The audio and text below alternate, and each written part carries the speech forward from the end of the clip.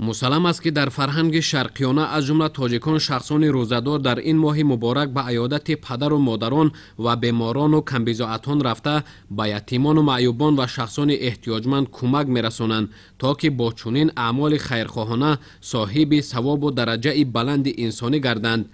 یعنی ماه رمضان با روزداری در طبیعت آدمان پیش از همه پاک نگاه داشتن دل و زبان، ظاهر و باطن با معامله نیک و مهربانی بجا آوردن عزت انسان و رحم و شفقت را بیدار می سازد. معرفت روزداری این تنها یک گرسنه ماندن یا تشنه ماندن نیست، یعنی که از صبح صادق تا غروب کردن آفتاب از خوردن و نوشیدن دور ایستادن نیست، بلکه معرفت روزداری انسان باید که با تمام هستی، با تمام وجود انسان باید که روزدار باشد. انسان روزدار حتما که با زبانش سخن دروغ بیرون نشود از زبانش، با این زبان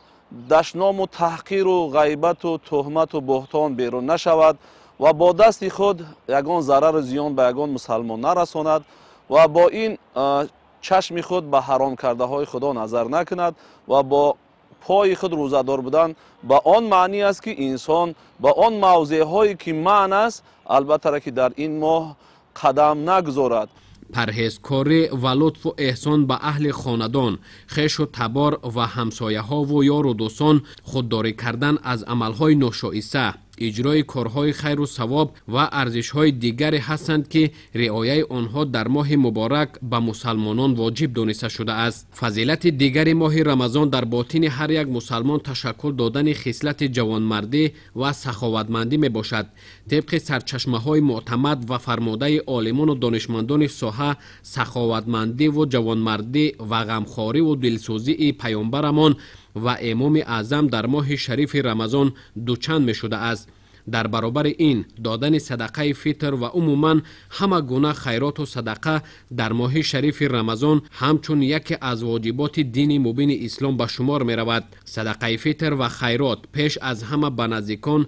خویش و تبار کمبیزاعت و محتاج، طبقه نیازمند جامعه یعنی یتیمان و معیوبان، شخصان بیسرابان و عائله های کمبیزاعت از حساب زحمت حلال و با دست و قلب پاک داده می شود. در این ماه حتما ما و شما باید که از حال و احوال آن عائله هایی که کمبیزاعت و فقیر داریم در بعضی روستا و دهه هایی که زندگی میکنیم یتیمان وجود دارند و ما و شما نه تنها در یک ماه مبارک رمضان بلکه در دیگر ماه هم به مثل ماه رمضان از احوال اون یتیمان و فقیران احتیاجمندان باید که با خبر باشیم که ببینین یک دستگیری کردن یک یتیم سر تا پا حکمت چه بینید که پیامبر گرامی گفتند هر کسی که در دنیا یک یتیم سرپرستاری میکند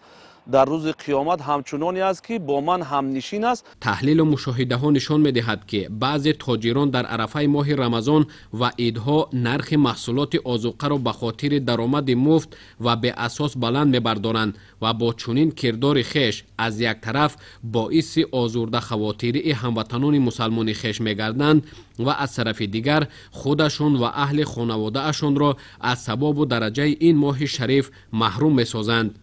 یک حکمت روزداری هم همین است که ثروتمندا، شخص‌های دارا از احوال فقیرها با خبر شوند که فقیران نه تنها در یک ماه رمضان بلکه در دیگر ماه‌ها، دیگر روزهای دیگر ماه‌ها هم نه اونقدر دارایی دارند که چیکار کنند 3 مرتبه برای فرزندانشون خوراک تیار کنند. پس همین است امروز برای ما هم قرض انسانی و وجدانی و شهروندی ما است، قرض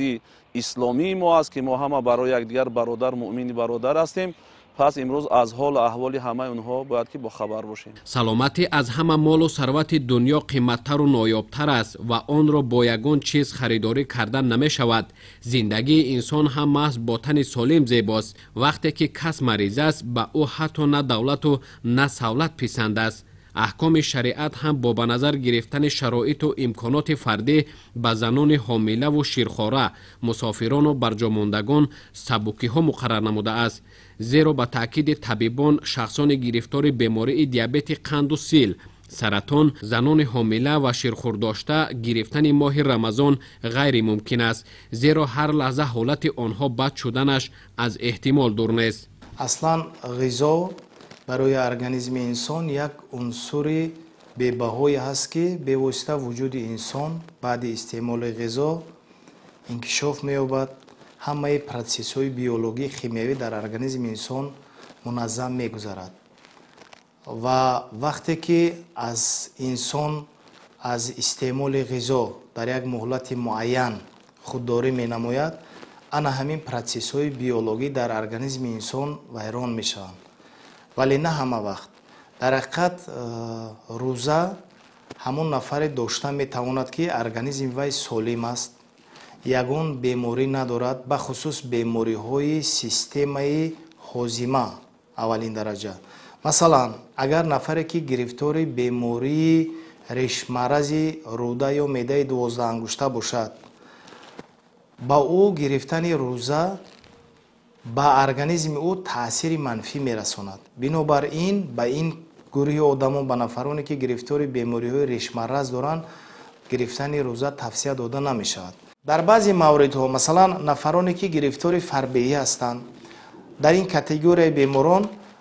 гирифтани рӯза фоидабахш аст. лозим ба ёдоварист ки дар моҳи рамазон саҳм гузоштан дар корҳои хайр, аз ҷумла бунёди мактабу марказҳои саломатӣ, таъмири роҳу пулҳо, кашидани хати оби нӯшокӣ ба маҳалли зисти худ, тармиму обод кардани манзили зисти хешу шахсони камбизоат басу амали неки инсонию савоб ва фаромӯшнашаванда мебошад. агар имрӯз як нафар